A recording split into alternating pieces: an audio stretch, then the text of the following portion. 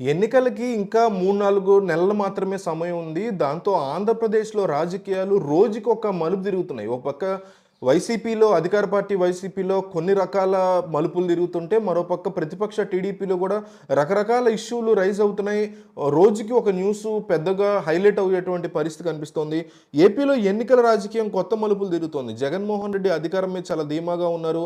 జగన్మోహన్ రెడ్డిని ఓడించడమే లక్ష్యంగా తెలుగుదేశం పార్టీ, జనసేన తమదైన శైలిలో పావులు కదుపుతున్నాయి. పొత్తు కూడా ఖరారు చేసుకున్నాయి. బీజేపీ ఖచ్చితంగా తమతో కలిసి వస్తుందనేటువంటి అంచనాతో ఉన్నారు. అటు ఎన్నికల్లో పోటీ చేసే అభ్యర్థుల జాబితా మీద రెండు పార్టీలు కూడా కసరత్తు చేసే పరిస్థితి కనిపిస్తోంది.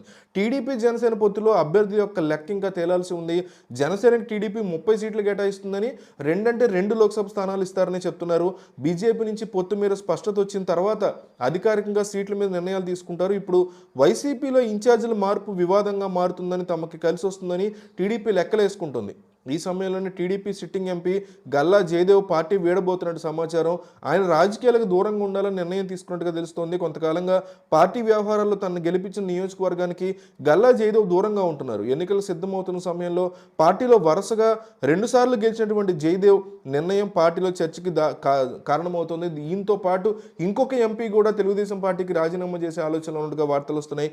ప్రస్తుత రాజకీయాలు తనకి సరిపడట్లేదని గల్లా జయదేవ్ తన సన్నిహితులతో చెప్పినట్టు తెలుస్తోంది. అందుకే రాజకీయాల నుంచి పూర్తిగా తప్పుకోవాలని నిర్ణయం తీసుకున్నారని చెప్తున్నారు. టీడీపీకి వచ్చే లోక్సభకి పోటీ చేసేందుకు అభ్యర్థులు ముందుకు రావట్లేదని ప్రచారం సాగుతోంది. అటు తెలుగుదేశం జనసేన పొత్తులో భాగంగా క్షేత్రస్థాయిలో 2 పార్టీల ఆశావాహకుల్లో ఎవరికి సీట్లు వస్తాయి, ఎవరికి రావు అనేది కీలకంగా మారుతోంది.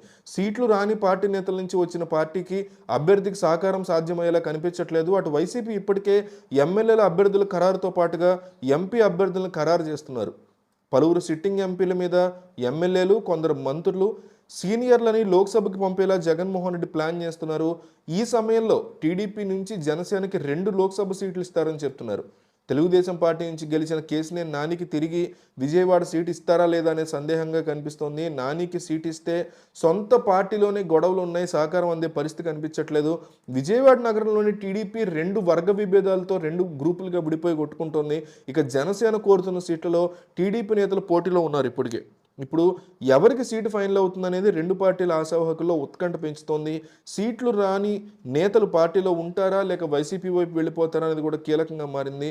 అటు తాజా సర్వేలు వైసీపీకి అనుకూలంగా వస్తున్నాయి. దీంతో ఇప్పుడు తెలుగుదేశం జనసేనలో ఎన్నికలు సమీపిస్తున్న వేళ ఎలాంటి నిర్ణయాలు ఉంటాయి అనే దాని మీద ఆసక్తి నెలకొంది. దీంతో ఇద్దరు ఎంపీలు టీడీపీకి రాజీనామా చేయడానికి సిద్ధమవుతూ ఉండడం కూడా పెద్ద తలకాయ నొప్పిగా మారుతుంది టీడీపీ పార్టీకి.